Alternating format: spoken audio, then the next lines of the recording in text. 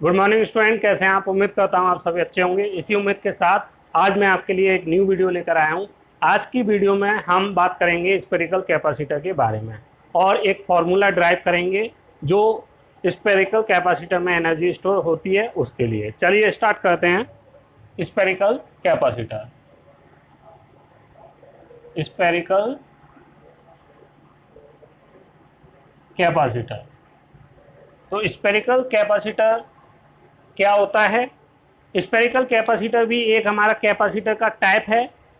इसका जो साइज होता है स्फेरिकल शेप का होता है, इसलिए हम इसको स्फेरिकल कैपेसिटर बोलते हैं। ओके, तो हम यहाँ पे जैसे यहाँ हमारा एक स्फेरिकल कैपेसिटर है। ओके, इसकी ये आर रेडियस का है और लेट यहाँ पे क्यू चार्ज इसके अक्रॉस है और उस टाइम पे इसके अक्रॉस बी वोल्टेज डेवलप हुआ है। मीन्स ये एक स्फेरिकल कैपेसिटर है, स्फेरिकल कैपेसिटर।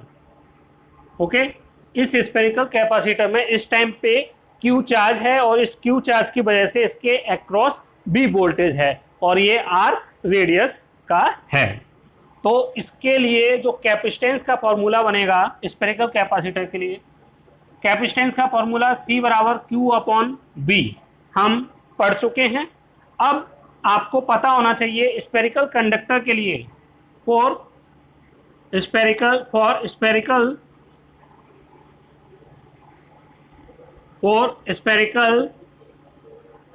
कंडक्टर जो वोल्टेज का फॉर्मूला होता है आप पहले पढ़ चुके हैं, वो होता है B बराबर KQ बाई आर। ओके, अब ये वाला B की वैल्यू हम इक्वेशन 1 में पुट करेंगे। ओके, रखते हैं हम। जब हम इसमें वैल्यू पुट करेंगे इस वाले फॉर्मूले में तो कुछ ये इस तरीके से आएगा। इस वाले में पुट कर रहा हूँ C बराबर Q और B की वैल्यू हम KQ बाई आर ये पुट करेंगे। Q से Q कैंसिल होगा और फॉर्मूला बनेगा C बराबर 1 बाई के आर बाई के, ये फॉर्मूला बनेगा। अब K की वैल्यू यहाँ पे K is equal to 1 by 4 pi epsilon naught होता है, ये आपको याद रखना है। K की वैल्यू हम इसमें पुट करेंगे R is equal to 1 upon 4 pi epsilon naught, ये हमारा ऊपर आ जाएगा और C का जो फॉर्मूला बनेगा फाइनली वो हमारा C equal to 4 pi epsilon naught R, 4 pi epsilon naught R।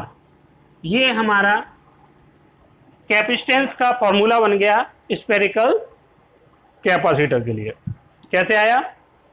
Spherical conductor के लिए B का फॉर्मूला ये होता है KQ बाई आर, जहाँ पे K की जो वैल्यू होती है 1 अपॉन 4 पाई एप्सिलॉन नॉट होता है और K हमारा यहाँ पे कांस्टेंट है। ओके, और ये एप्सिलॉन नॉट है जो एयर मीडियम के लिए होता है। C बराबर Q बाई बी होता है। B की वैल्यू हम यहाँ पे ये वाली पुट करेंगे तो Q से Q कैंसिल होगा और ये R ऊपर आएगा, R बाई के। K की वैल्यू हमने वो वाली पुट करी यहाँ से तो ये ऊपर जाएगा तो हमारा 4 पाई एप्सिलॉन नॉट R बनेगा। ओके, आप इसको नोट डाउन कर लीजिए। ओके, तो ये आपका नोट डाउन हो चुका होगा। तो अब आपको स्फेरिकल कंडक्टर के लिए कैपेसिटेंस का फॉर्मूला मिल चुका है।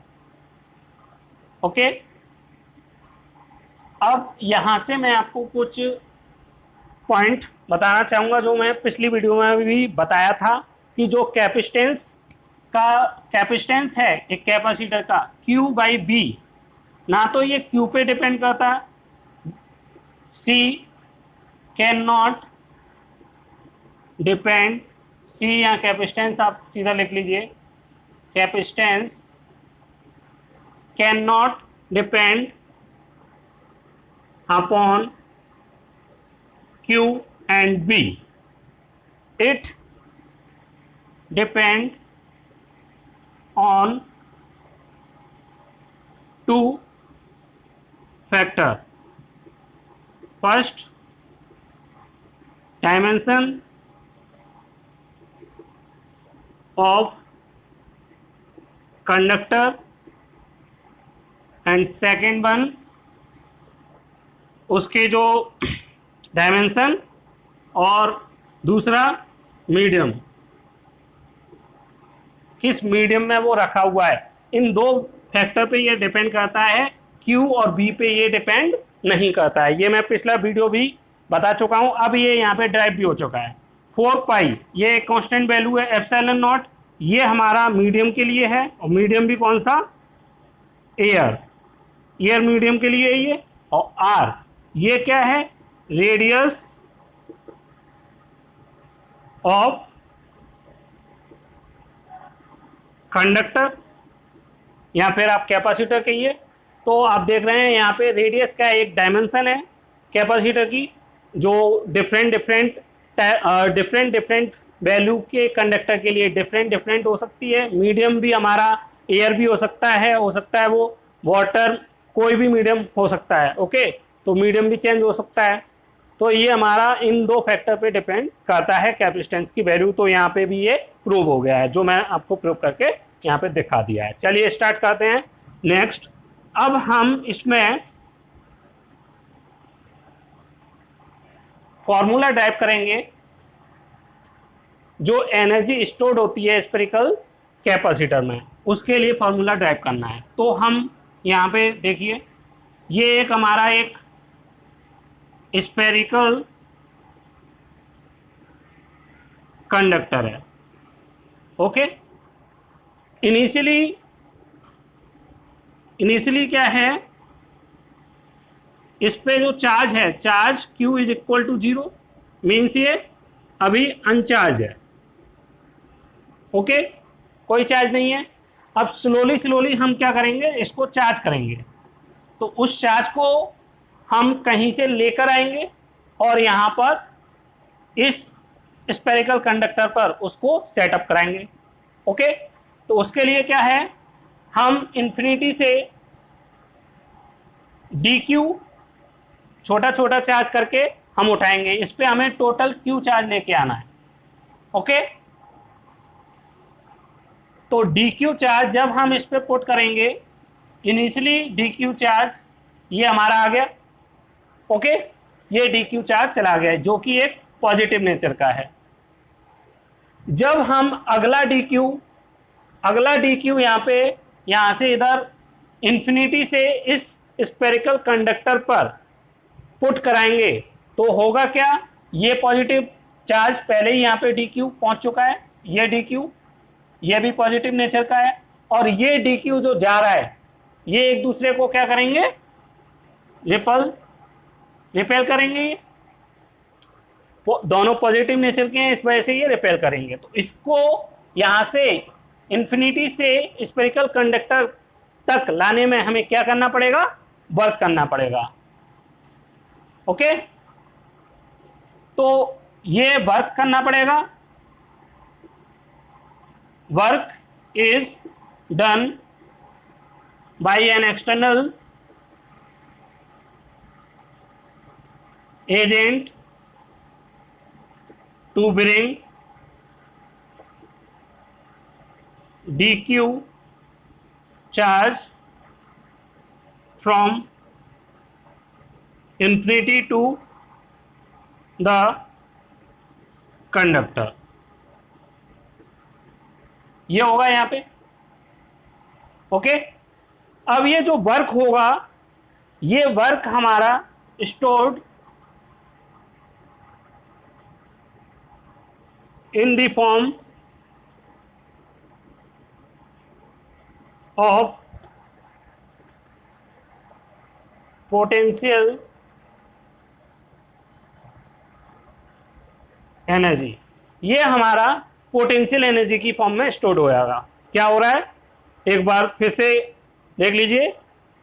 डेरिवेशन इजी है, लेकिन ये कैसे हो रहा है उसको मैं यहाँ पे डिटेल में समझाने की कोशिश कर रहा हूँ। इनिशियली ये एक स्फेरिकल कंडक्टर था जिस पे कोई चार्ज नहीं था, मीन्स इसको चार्ज नहीं किया गया था। फिर हम इन्फिनिटी से स्मॉल छोटे अमाउंट में चार्ज को लेके इन्फिनिटी से इस स्फेरिकल कंडक्टर पर पुट कर रहे हैं, यहाँ उसको चार्ज कर रहे हैं कह सकते हैं। तो यहाँ पे पहला dq यहाँ पे पुट करेंगे, क्योंकि यहाँ पे कोई पहले से चार्ज नहीं था, तो कोई रिपल्सन नहीं होगा। लेकिन जब अगला DQ आएगा तो पहले से यहाँ पे एक DQ आ चुका है, मीन्स कुछ पॉजिटिव चार्ज आ चुका है। उस पॉजिटिव चार्ज की वजह से, पहले से पॉजिटिव चार्ज के रहने की वजह से, ये जो दूसरा पॉजिटिव चार्ज जा रहा है आपस में क्या महसूस करेगा? रिपल्सन। उस रिपल्सन के अगेंस्ट हमें इसको यहाँ तक लेके जाना है, तो हमें क्या करना पड़ेगा? वर्क। और वर्क ही किसकी फॉर्म में स्टोर हो जाता है? पोटेंशियल एनर्जी की फॉर्म में स्टोर हो जाता है। ओके, तो ये कॉन्सेप्ट है कैसे हमारा एनर्जी स्टोर होती है। ओके, आप इसको नोट डाउन कर लीजिए। चलिए, अब मैं इसको ड्राइव कर रहा हूं। ओके, तो अब मैं यहां इसको ड्राइव कर रहा हूं। ये टोटली कितना चार्ज होगा, मीन्स इस पर कितना चार्ज आ सकता है? तो वो कैपिटल Q चार्ज आ सकता है इस पे, B वोल्ट। जब Q चार्ज होगा तो इसके अक्रॉस B वोल्ट जनरेट होगा, कैपिटल B, और ये R रेडियस का हमारा है। ओके, और इसका कैपेसिटेंस कितना है? कैपेसिटेंस C है। कैपेसिटेंस आपको स्टूडेंट मैंने पिछली वीडियो में भी बताया था, कोई भी कैपेसिटर जब मैन्युफैक्चर्ड होता है तो उसका कैपेसिटेंस फिक्स हो जाता है। मैन्युफैक्चर के टाइम पर ही उसका जो कैपेसिटेंस होता है फिक्स हो जाता है। एक बार अगर कैपेसिटेंस बन गया तो उसके कैपेसिटेंस को हम चेंज नहीं कर सकते हैं। ओके, तो ये आपको याद रखना है। तो Q हम टोटली फुल चार्ज करेंगे तो कैपिटल Q आएगा, उस टाइम पे B वोल्टेज इसके अक्रॉस होगा और इसकी कैपेसिटेंस कितनी है? C है। इस तरीके का ये एक स्फेरिकल कैपेसिटर है, स्फेरिकल कैपेसिटर है। ओके, तो इसके लिए अब हम 3 कंडीशन ले रहे हैं। सपोज जब टाइम 0 था उस टाइम पे क्या रहा होगा? जब इनिशियली हम यहाँ पे एक कंडक्टर लेके आए थे, जो मैंने अभी आपको कुछ देर पहले दिखाया था, यहाँ पे एक क्या था? हमारा कंडक्टर था जिस पे कोई चार्ज नहीं था। तो उस टाइम पे Q की वैल्यू कितनी है? Q बराबर 0। ओके, Q बराबर 0 है, और इस टाइम पे इसका कैपेसिटेंस कितना है? C, और वोल्टेज कितना है? वोल्टेज 0 है, और कैपेसिटेंस इसका कैपिटल C है। कैपेसिटेंस चेंज नहीं होगा। अब T is equal to small t time पर हमने देखा इस पे कुछ चार्ज सेटअप हो गया। वो कितना हुआ? Q चार्ज इस पे सपोज Q चार्ज आ गया। अभी ये फुली चार्ज नहीं हुआ है, पार्शली चार्ज हुआ है। आप हाफ या 1/3, 1/4 कुछ भी कह सकते हैं। तो उतना ये चार्ज हुआ है, तो हमने उसको स्मॉल Q से इंडिकेट कर रहे हैं। तो इस टाइम पे जो चार्ज है, चार्ज की वैल्यू है Q। ओके, अब इस टाइम पे वोल्टेज कितना होगा? तो कैपेसिटेंस का फॉर्मूला आपको पता है, C बराबर Q/B ये होता है। अब यहाँ पे चार्ज हमने लिया है Q, स्मॉल q, तो यहाँ पे स्मॉल q रखेंगे, और यहाँ से b की वैल्यू अगर हम निकालना चाहें तो Q/C ये होगा, b बराबर Q/C। इस टाइम पे Q/C होगा, और कैपेसिटेंस अभी भी क्या होगा? C। ये हम मान के चल रहे हैं, यहाँ पे अभी कैपिटल टोटल वोल्टेज डेवलप नहीं हुआ है। जब Q चार्ज था तो इस टाइम पे स्मॉल b वोल्टेज हम यहाँ पे कंसिडर कर रहे हैं। Okay, clear? अब फाइनली क्या एक टाइम आएगा जब ये फुली चार्ज होगा, तो उस टाइम पे हमने माना जब ये फुली चार्ज हो गया तो उस टाइम पे यहाँ पे कैपिटल Q चार्ज हो गया है और कैपिटल B वोल्टेज डेवलप हो चुका है इस टाइम पे। और इस टाइम को हम suppose t is equal to infinity consider कर रहे हैं। इन्फिनिटी टाइम पर चार्ज हमारा कैपिटल Q हो चुका है, और जो B वोल्ट था वो कैपिटल B वोल्ट हो गया। इस टाइम पे अब हम यहाँ से फॉर्मूले से कैसे कर सकते हैं? C बराबर Q/B, तो B बराबर यहाँ से क्या आएगा? Q/C। Q/C तो यहाँ पे रख देंगे हम कैपिटल Q/C, और कैपेसिटेंस इस टाइम पे भी क्या होगा? C। तो ये किस तरीके से 3 कंडीशन बनी है आपको क्लियरली पता हो गया। टाइम 0 उस टाइम पे जो कैपेसिटर है पूरी तरीके से डिस्चार्ज है, उस पर कोई भी चार्ज नहीं है, और उस टाइम पे जब चार्ज ही नहीं है तो वोल्टेज भी डेवलप नहीं होगा, तो वोल्टेज भी हमारा 0 होगा, और कैपेसिटेंस उस टाइम पे भी C होगा। आफ्टर सम टाइम जब हमने देखा कुछ टाइम गुजरने के बाद टी टाइम गुजरने के बाद उस पर जो चार्ज डेवलप हुआ वो स्मॉल क्यू है, और जो वोल्टेज डेवलप हुआ वो स्मॉल बी, और स्मॉल बी क्यू बाई सी कैसे आया वो मैंने वहाँ पे बता दिया। और कैपेसिटेंस इस टाइम पे भी सी रहेगा क्योंकि चेंज नहीं होता है। टी इन्फिनिटी पे देखा ये पूरी तरीके से चार्ज हो चुका है जो कि ये है, तो इस टाइम पे क्या होगा, वोल्टेज हमारा क्यू बाई सी और कैपेसिटेंस सी रहेगा। ओके, तो ये 3 कंडीशन बनती है हमारी जो बनी यहाँ पे। अब हमें क्या करना है, हम ये बीच वाला टाइम कंसीडर कर रहे हैं जब ये पार्शली क्या हुआ है, चार्ज हुआ है, ये वाला हम कंसीडर कर रहे हैं। क्लियर? अब इससे पहले जो वर्क होगा वो वोल्टेज पोटेंशियल एनर्जी की फॉर्म में स्टोर्ड होगा। तो वो कैसे होता है, आपने 10th क्लास में वोल्टेज का फॉर्मूला पढ़ रखा है, V बराबर Q बाई वो W बाई Q ये होता है। तो W is equal to B Q, ये हमारा एक्सटर्नल बनता है, ये हमारा B minus V infinity, V infinity पे हमारा ये 0 होता है, तो यहाँ से B बराबर W एक्सटर्नल अपॉन Q, तो Q बराबर W एक्सटर्नल B बराबर Q, ये फॉर्मूला बनता है। कहाँ से आया, वोल्टेज की डेफिनेशन से हमने ये वर्क डन का फॉर्मूला निकाल लिया जो 10th क्लास में हमने पढ़ रखा है। क्लियर? अब हम ये बीच वाला टाइम ले रहे हैं, कैपेसिटर की वो पोजीशन जब टाइम t था, इस पोजीशन को कंसीडर कर रहे हैं, चार्ज स्मॉल q और वोल्टेज q बाई सी था और कैपेसिटेंस उसका c, इस पोजीशन को ले रहे हैं। तो इस टाइम पे हम क्या करेंगे, W एक्सटर्नल निकालना है हमें। अब ये छोटे छोटे जो वर्क डन होंगे उन सभी वर्क डन का हम क्या करेंगे, इंटीग्रेशन करेंगे और फाइनली हम आंसर निकाल लेंगे। तो V बराबर W एक्सटर्नल B Q, इसका इंटीग्रेशन और इसका भी इंटीग्रेशन कब होगा, टाइम 0 से हमें कहाँ तक लेना है, इन्फिनिटी टाइम तक, जब टाइम t इक्वल 0 और t equal to infinity. t equal to 0 पे हमारा जो चार्ज था वो कितना था, small q, t equal to 0 पे चार्ज हमारा 0 और t इक्वल टू इन्फिनिटी पे कैपिटल Q, ये रहा, और B Q और यहाँ पे DQ, ये हमने फॉर्मूला बनाया। ओके, अब हमें क्या करना है, B का फॉर्मूला हमें यहाँ से रखना है, B स्मॉल b है, ये वाला Q बाई C, और ये हमारा स्मॉल W DQ चाहिए हमें, तो ये हमारा स्मॉल DQ हो जाएगा। ओके, क्योंकि हम स्मॉल q के लिए कर रहे हैं ये काम, तो वहां पे DQ,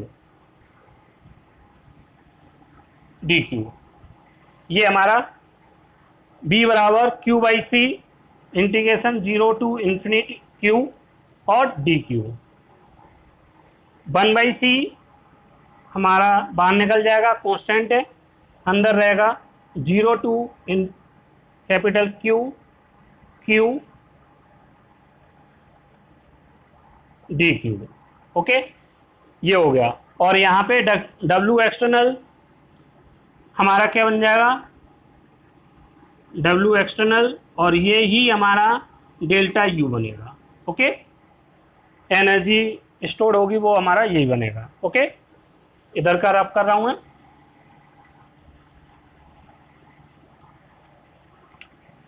अब देखिए यहाँ पे 1 by C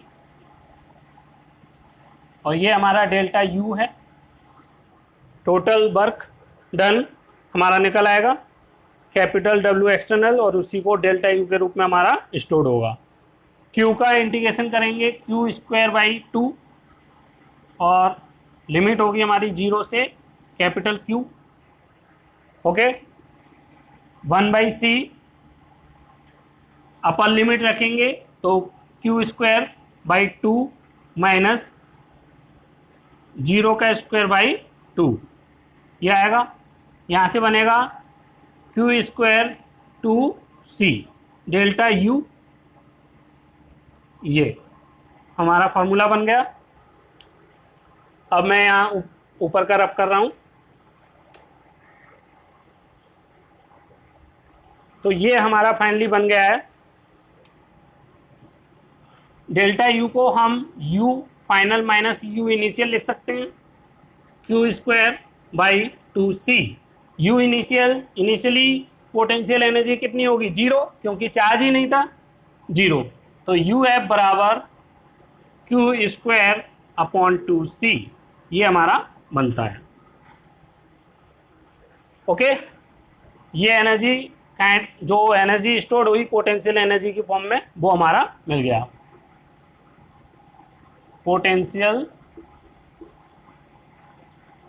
energy stored in a capacitor.